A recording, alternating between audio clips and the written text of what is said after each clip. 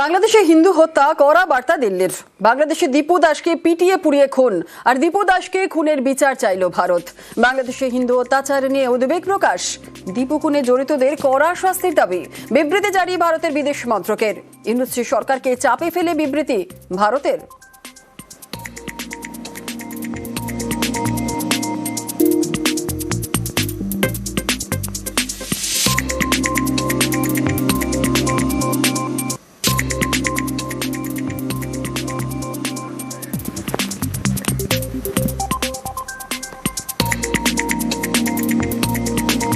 ভারতের কড়া বার্তায় আপত্তি বাংলাদেশের। সংখ্যালঘু হত্যা নিয়ে ভারতের বক্তব্যে আপত্তি। ময়মনসিংহের ঘটনায় দ্রুত পদক্ষেপ বলেই দাবি। অভিযুক্তদের গ্রেফতারেরও দাবি বাংলাদেশের। ময়মনসিংহের ঘটনা বিচ্ছিন্ন বলেই দাবি বিবৃতিতে। আর এই ঘটনাকে সংখ্যালঘুদের ওপর আক্রমণ বলে দেখানো উচিত নয় বলেই বিবৃতিতে রয়েছে। ইউনূসের অন্তর্বর্তী সরকারের বিদেশ মন্ত্রকের বিবৃতি।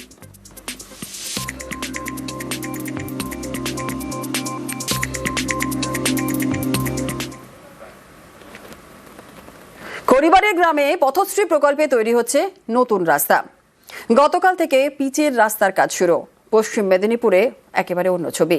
মাস চারেক আগে ঘাটালে ফুলে ফেপে ওঠে একাধিক নদী। খাল পারাপারের একমাত্র রাস্তা ভেসে যায়। সেখানে শুরু নতুন রাস্তা তৈরির কাজ।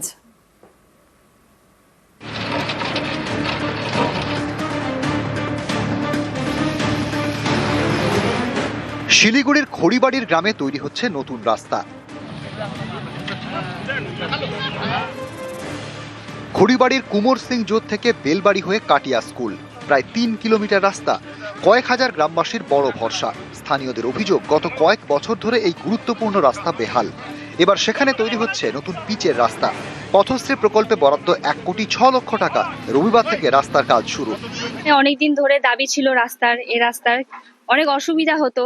তো দীর্ঘদিনের দাবি, আজকে আমাদের এই রাস্তাটা শুরু হলো। তো অনেক ভালো লাগছে। সামনে স্কুল আছে, বাচ্চাদেরও অনেক অসুবিধা হতো যাতায়াত করার অনেক অসুবিধা হতো। তো আমাদেরও ভালো লাগছে যে রাস্তাটা হচ্ছে, অনেক খুশি আছি। রাস্তাটা দীর্ঘদিনের জরাজীর্ণ ছিল। আজকে এই রাস্তাটা হলো 2.9 কিলোমিটার এবং 1,06,00,000 টাকা ব্যয়। এই রাস্তাটা আজকে কুমোরসিং থেকে একবারে বেলবাড়ি পর্যন্ত, দক্ষিণ কাটিয়া স্কুল প্রাইমারি স্কুল পর্যন্ত রাস্তাটা পুনরায় নির্মিত হবে। পশ্চিম মেদিনীপুরের ঘাটাল, কয়েক মাস আগে ফুলে ফেপে ওঠে এখানকার একাধিক নদী। ভেসে যায় বিস্তীর্ণ এলাকা। ঘাটালের পান্না, এখান দিয়ে বয়ে গিয়েছে গড়খাই খাল। এই খালের উপরে কালভার্ট, তার উপরে পিচের রাস্তা। জলের তোড়ে মাস চারেক আগে ভেসে যায়, বন্ধ হয়ে যায় যাতায়াত। পাশের সাঁকো তৈরি করেন স্থানীয়রা, কিন্তু তাতেও ঝুঁকি। তাই কালভার্টের উপর ইটের রাস্তা তৈরি করছে পঞ্চায়েত সমিতি। খুব ভালো লাগছে, এটা অনেকদিন পর আরম্ভ হয়েছে, খুবই ভালো লাগছে দেখতে। আর প্রশাসনকেও ধন্যবাদ দিচ্ছি, খুব ভালো লাগছে। একটু হলে ভালো হতো, এখন এটা নর্মাল চলছে, এটা খুব ভালো লাগছে। এটা এইটুকু দেখে আর পঞ্চায়েত সমিতির পক্ষ থেকে 1.5 লক্ষ টাকা বরাদ্দ করা হয়েছে, যেটা রিপেয়ারিং এর কাজ চলছে। 10 কোটি টাকার প্রপোজাল আমরা পাঠিয়েছি, যার মধ্যে 1 নম্বরে আছে গড়খাই ব্রিজ। আশা করি ফান্ডিং হবে। শিলিগুড়ি থেকে বিশ্বজিৎ মিশ্র এবং পশ্চিম মেদিনীপুরের ঘাটাল থেকে সুকান্ত চক্রবর্তী, নিউজ 18 বাংলা। সকালে মোগলাই পরোটা, দুপুরে রাতে বিরিয়ানি, এটাই সিরাজের সিগনেচার। সেখানেই এবার ভেজ ব্রেকফাস্ট। সিরাজে এই প্রথম।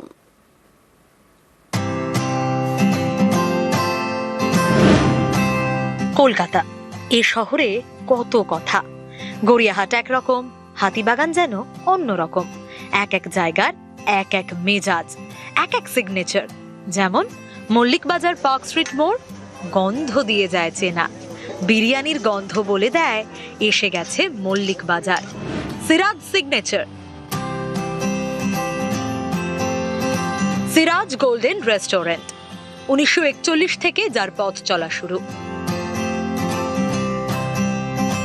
সিরাজ মানেই ব্রেকফাস্টে মোগলাই পরোটার সঙ্গে কখনো নিহারি, কখনো পায়া।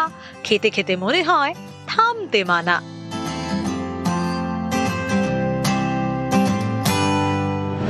দুপুরে আর রাতে পেট ভরে বিরিয়ানি। পেট যত ভরে তার থেকেও বেশি মন ভরে যায়। এই হেন সিরাজেই এবার নতুন চ্যাপ্টার। ব্রেকফাস্টে ভেজ, চানা মশালা, আলু চানা মশালা, সঙ্গে পুরি পরোটা। নিরামিষের নানা পদ।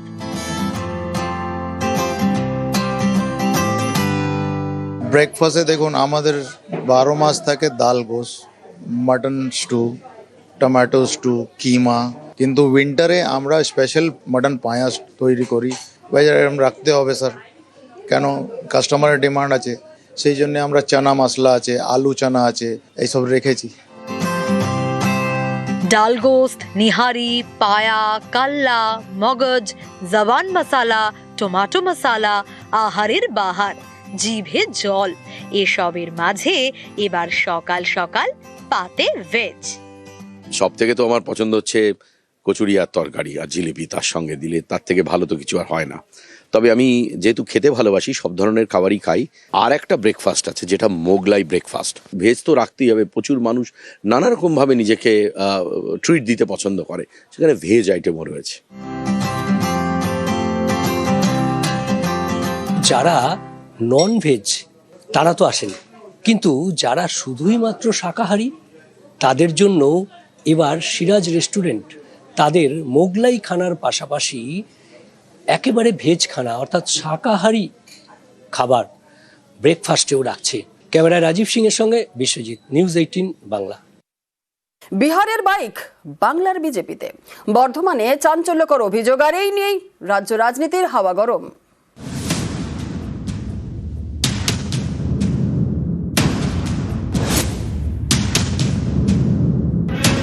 বর্ধমান রেল স্টেশনে পার্সেল রুমের সামনে একের পর এক বাইক, সবকটারই নম্বর প্লেট বিহারের। অভিযোগ সব বাইকই ভারতীয় জনতা পার্টির নামে কেনা। 55টা দুচাকা গাড়ি নেমেছে, যেটা সবই বিহারের নাম্বার। বিজেপি তারা বিহারে ব্যবহার করার পর এবার যেহেতু বাংলায় নির্বাচন আসছে, এই নির্বাচনে গাড়িগুলো পাঠিয়েছে।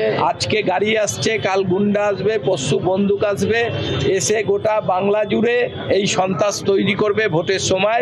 তৃণমূল বাইক দেখে এত ভয় পেয়ে গেল কেন জানি না। এখানকার রাজ্য সরকারের বিজেপির নামে বাইক রেজিস্ট্রেশন করতে চায় না। বাইকগুলো বিহার থেকে রেজিস্ট্রেশন আছে, এখান থেকে বিভিন্ন জেলায় চলে যাবে। পার্টির নিজস্ব স্টাফ আছে কিছু যারা অফিসিয়াল কাজ করে, তো বিভিন্ন জেলায় তাদের ব্যবহারের জন্য এই বাইকগুলো আছে। এর সঙ্গে ভোটের কোনো সম্পর্ক নেই। বিহারে ভোট হয় নভেম্বরে, বছর খুললেই পশ্চিমবঙ্গে ভোট। তার আগে বিহারের বাইক পশ্চিমবঙ্গে। শুক্রবার রাতে ট্রেনে পার্সেল হিসেবে আসে 55টি বাইক।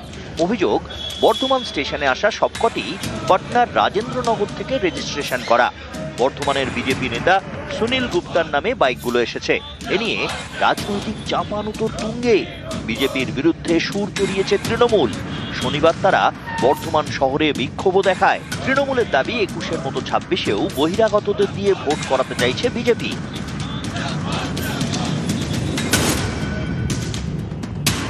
55টা দুচাকা গাড়ি নেমেছে, যেটা সবই বিহারের নাম্বার। বিজেপি তারা বিহারে ব্যবহার করার পর এবার যেহেতু বাংলায় নির্বাচন আসছে, এই নির্বাচনে গাড়িগুলো পাঠিয়েছে। আজকে গাড়ি আসছে, কাল গুন্ডা আসবে, পরশু বন্দুক আসবে, এসে গোটা বাংলা জুড়ে এই সন্ত্রাস তৈরি করবে ভোটের সময়। তৃণমূল বাইক দেখে এত ভয় পেয়ে গেল কেন জানি না। বাইকগুলো বিহার থেকে রেজিস্ট্রেশন আছে, এখান থেকে বিভিন্ন জেলায় চলে যাবে। পার্টির নিজস্ব স্টাফ আছে কিছু যারা অফিসিয়াল কাজ করে, তো বিভিন্ন জেলায় তাদের ব্যবহারের জন্য এই বাইকগুলো আছে। এর সঙ্গে ভোটের কোনো সম্পর্ক নেই। বর্ধমান থেকে শরদিন্দু ঘোষ, নিউজ 18 বাংলা। আছি পরবর্তী খবরে। কাউন্সিলরের হাতে টাকার বান্ডিল, আর সেই টাকা গুনতে দিচ্ছেন ঠিকাদারকে। নদিয়ার গয়েশপুরের ভিডিও ভাইরাল, আর এই নিয়ে জোর বিতর্ক।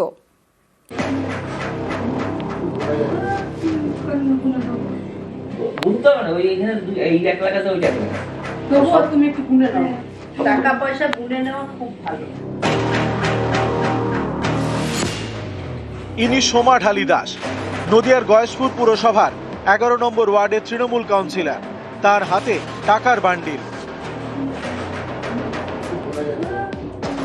কাউন্সিলর টাকা গুনতে দিচ্ছেন এলাকারই ঠিকাদার বাবুল পালকে।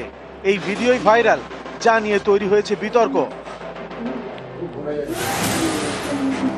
তৃণমূল কাউন্সিলর সোমা ঢালি দাসের দাবি, 17 নম্বর ওয়ার্ডে ভূপেন্দ্র কলোনিতে রাস্তা তৈরির জন্য টাকা তুলেছেন স্থানীয়রা। সব মিলিয়ে প্রায় 2 লক্ষ টাকা। গয়েশপুর পুরসভার চেয়ারম্যান সুকান্ত চট্টোপাধ্যায়ের নির্দেশে তিনি সেই টাকা আনতে গিয়েছিলেন। টাকা পেয়ে সেটা তুলে দেন ঠিকাদারের হাতে। অভিযোগ, তখন ছবি তোলেন 5 নম্বর ওয়ার্ডের তৃণমূল কাউন্সিলর টুম্পা দে। এই টাকাটা আমাদের চেয়ারম্যানই আমাদেরকে দিয়ে আনতে পাঠিয়েছিল, আমি আর টুম্পা দে। যখন আমি ওখানে বসি তখন মিনা আলমারিটা খুলে আমাকে কতগুলো টাকার বান্ডিল দিল, 2 লক্ষ টাকার। দিয়ে আবার ওই বললো, সমাধি দাও, আমাকে দাও, আমি বাবলুদার হাতে দিই, বাবলুদাকে টাকাটা গুনে নিক। এই টাকাটা হচ্ছে মানুষের থেকে তুলেছে, তাদের রাস্তা ফাস্তা যদি করে দেয় চেয়ারম্যান এটা এক্সট্রা নেবে। আমি গেছিলাম আর টুম্পা দে 2জন মিলে গেছিলাম ঘটনাচক্রে, সেই আমার ভিডিওটা করে এরকম করছে, কিন্তু আমি কোনো টাকা পয়সা নিইনি, আমি এর মধ্যে জড়িতও না, আমাকে টোটালটা ফাঁসানো হয়েছে। পাড়াগতভাবে কোনো একটা টাকা ওনারা তুলেছিল, সেটা ওনাদের কাজের জন্য বা কি কাজের জন্য এটা আমরাও জানি না। চেয়ারম্যান সাহেব ওনাদেরকে বললো যে টাকাটা নিয়ে আসতে, আমরা তখন ওনারা বললো এই বাড়িতে নিয়ে যেতে, আমরা তখন নিয়ে গেলাম। নিয়ে গিয়ে টাকাটা ওনারা বলছিল একটু গুনে নেন, সেই হিসাবে আমি টাকাটা গুনে দিয়েছি। না আমি জানবো কি করে এই টাকাটা, এই ব্যাপারটা আমি কিছুই জানি না, আমরা কাজ করছি তো ওখানে। ওই ভিডিও থেকে আপনি দেখেছেন আমার ছবি, সে অভিযোগ করতেই পারে, কেউর নামে আমি বলতেই পারি, কিন্তু আপনারা কি দেখেছেন বলুন তো যে আমি ওই ভিডিওতে ছিলাম বা চেয়ারম্যানের নির্দেশে কোনো জায়গায় লেখা আছে? না না, চেয়ারম্যান কোনোদিনও কোনো কাউন্সিলরকে বলেনি যে তুমি গিয়ে এখান থেকে টাকা নে। চেয়ারম্যানের কোনোদিনই কোনো নির্দেশ ছিল না এসব। উনি অনেক কিছু অভিযোগ করতে পারে, কে কি অভিযোগ করে, উনি তো 2বারের কাউন্সিলর, ওনার অনেক অভিজ্ঞতা আছে, ঠিক, আমরা তো সেই সব ব্যাপারে জানি না।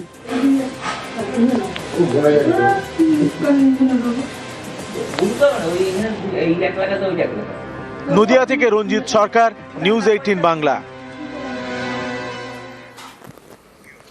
ঠাকুর বাড়িতে বিজেপির গাড়িতে বিজেপির তালা, মন্ডল সভাপতির নাম ঘোষণা নিয়ে ঝামেলা। বনগাঁ জেলা বিজেপি সভাপতির গাড়িতে শিকল লাগানোর অভিযোগ সুব্রত ঠাকুরের বিরুদ্ধে।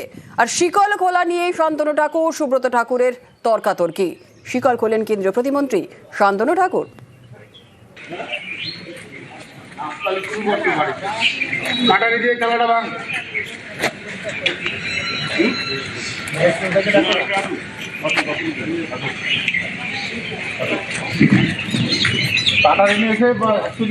তোমার সাথে আমার কথা, আমার বাড়িতেও আসছে, আমার তোমার সঙ্গে দেখা করতে, ঠিক আছে, আমার ওর সাথে কথা।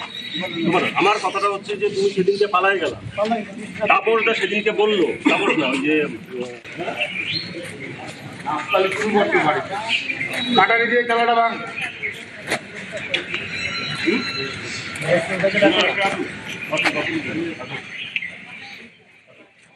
কর্মীরা যদি না থাকে, ভারতীয় জনতা পার্টির যারা খাটাখাটনি করে তারা যদি না থাকে, তাহলে আমাদের মতো নেতাদের কি দাম আছে? মণ্ডলটা না ছাড়লে পরে তৃণমূল আপার হ্যান্ড নেবে, সিপিএম ঢুকবে, বিজেপির ক্ষতি হবে। একটা মণ্ডলের মানুষ সাফার করবে, কি করবে তারা? আজকে শুনেছে যে এইখানে বিকাশ ঘোষ জেলা সভাপতি এসছেন, আজকে তারা বলছে যে আজকে একটা হেস্তনেস্ত হবে, উনি বলবেন যে উনি করবেন না কি করবেন। তারা তাদের মধ্যে থেকে কোন কার্যকর্তা বা কর্মী এসে তালা লাগিয়ে দিয়েছে? এগুলো আমি মনে করি একটা খুব গৌরবকর কাজ, কারণ জেলার সভাপতির সঙ্গে এরকম ব্যবহার করা আমার মনে হয় না ঠিক। কারণ মণ্ডল সভাপতি পরিবর্তনের জন্য সেটা সংগঠন আছে, সংগঠন দেখবে। কোনো সাংসদ বা কোনো এমএলএ তাদের কথায় সংগঠন চেঞ্জ হবে, এগুলো প্রকাশ্যে আসা মানে একটা মানুষের কাছে লজ্জার বিষয়। তাই এ নিয়ে আমি আর বেশি কিছু বলতে চাই না, এগুলো উচিত নয়, আমি এটাই বলবো। গাড়িতে তালা দিয়েছে, কি বলবেন এই বিষয়ে? দেখুন, আমি এই বিষয় নিয়ে কোনো কথা বলবো না, যা বলার আমার সাংসদ সব বলে দিয়েছে। চাপে মণ্ডল সভাপতির নাম ঘোষণা। গাইঘাটা 1 মণ্ডলের সভাপতি করা হলো সন্তু দাসকে। সুব্রত ঠাকুরের চাপে 4 মাস পর নাম ঘোষণা বনগাঁ জেলা বিজেপি সভাপতি বিকাশ ঘোষের। আমার গাইঘাটা বিধানসভার 1 নম্বর মণ্ডলে সন্তু দাসকে ছাড়া হয়েছে, আর কল্যাণী বিধানসভা 1 নম্বর মণ্ডলে রতন মণ্ডলকে ছাড়া হয়েছে। হ্যাঁ, 2জনকে সভাপতি। ওরা আগে ছিল সঙ্গ, আমাদের সামনে ভোট আছে আর 3 মাস।